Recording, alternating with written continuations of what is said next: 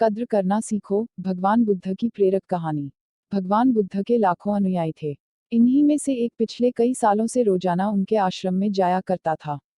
उनके प्रवचन सुना करता था, ध्यान लगाया करता और वापस चला जाता। यह सिलसिला ऐसा ही चलता रहा। मगर एक दिन यह अनुयायी आश्रम नहीं आया और उसके बाद उसने आश्रम में जाना ही छोड़ दिया। बाकी कई लोगों की तरह बुद्ध ने भी यह महसूस किया कि उसका नियमित आने वाला अनुयायी किसी वजह से अब आना बंद हो गया है। इस बात को कई दिन बीत गए। दिन बुद्ध अपनी भिक्षा मांगकर एक गांव के रास्ते से गुजर रहे थे। यह गांव दरअसल उसी अनुयायी का था जिसने अब आश्रम में आना छोड़ दिया था। बुद्ध उस अनुयायी के घर की तरफ चल दिए। जब उसके घर के पास पहुंचे तब वह अनुयायी अपने घर के आंगन में कुछ काम कर रहा था। बुद्ध को देखते ही वह उनके पास आया, उन्हें प्रणाम किया और उन्हें बैठने के लिए आंगन के चबूतरे पर चटाई बिछा दी। बुद्ध चटाई पर आराम से बैठ गए और अनुयायी से बात करने लगे। बुद्ध ने पहले उस अनुयायी के स्वास्थ्य के बारे में पूछा और फिर पूछा कि उसके परिवार में सब कुशल मंगल तो है ना। अनुयायी ने कहा कि सब कुछ ठीक है, कोई भी अस्वस्थ नहीं है।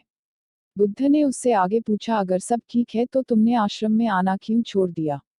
अब अनुयायी ने थोड़ा सा शर्मिंदा होते हुए कहा, गुरु जी मैं क्या करता। मेरे पास पहनने के लिए सिर्फ एक ही जोड़ी कपड़ा है और वह भी अब जगह जगह से फट चुका है, उसमें कई जगह छेद हो गए हैं। अब आप ही बताइए, ऐसी हालत में मैं इतने सारे लोगों के सामने कैसे आता। बुद्ध ने उसकी तरफ ध्यान से देखा और पाया कि उसकी बातों में पूरी सच्चाई थी और उसके कपड़ों की हालत खस्ता थी। बुद्ध ने मुस्कुराते हुए उस अनुयायी के कंधे पर हाथ रखा और सब ठीक हो जाएगा बोलकर उसे दिलासा दिया और वहां से चले गए। एक बार बुद्ध जब प्रवचन दे रहे थे तो प्रवचन खत्म होने के बाद बुद्ध ने अपने एक धनवान अनुयायी को रोकने के लिए कहा। बुद्ध ने उससे कहा कि वह उनके गरीब अनुयायी को 2 जोड़ी कपड़े भिजवा दें। श्रीमंत अनुयायी ने उनसे वचन दिया कि वह अगले दिन जैसा उन्होंने कहा है वैसा ही करेगा।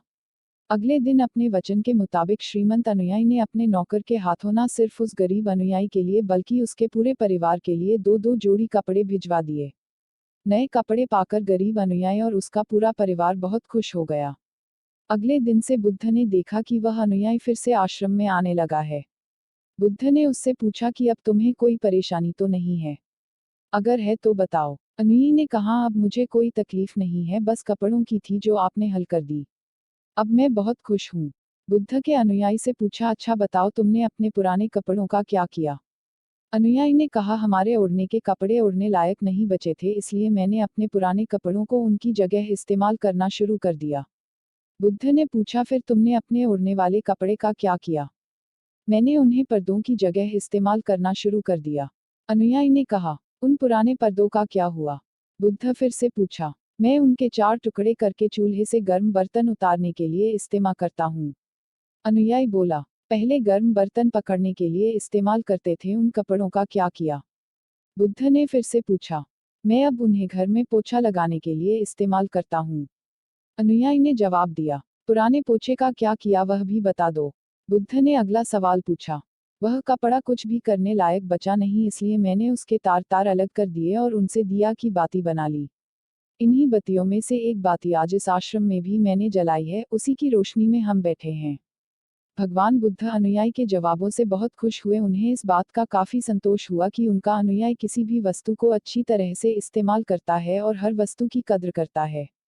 दोस्तों, इस कहानी को उन लोगों तक जरूर पहुंचाएं जो उन्हें आसानी से मोलने वाली वस्तुओं की कद्र नहीं करते और जरूरत से ज्यादा लेते हैं, फिर बिना अच्छे से इस्तेमाल किए वेस्ट करते हैं या फेंक देते हैं।